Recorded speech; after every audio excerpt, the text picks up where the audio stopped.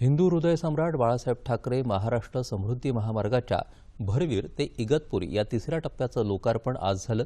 केंद्रीय आरोग्य आणि कुटुंब कल्याण राज्यमंत्री डॉक्टर भारती पवार, अन्न आणि नागरी पुरवठा मंत्री छगन भुजबळ, सार्वजनिक बांधकाम मंत्री दादाजी भुसे यावेळी उपस्थित होते।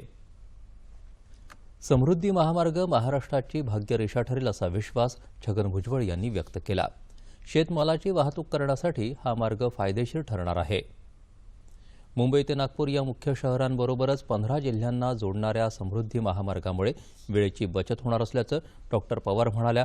तर या महामार्गामुळे राज्याच्या विकासाला मोठा हातभार लागेल असं भुसे म्हणाले।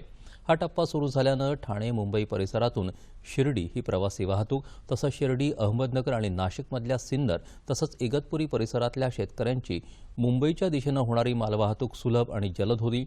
या टप्प्याच्या लोकार्पणानंतर समृद्धी महामार्गावरच्या 701 किलोमीटर मार्गापैकी वाहतुकीसाठी उपलब्ध मार्ग 625 किलोमीटरचा होणार आहे।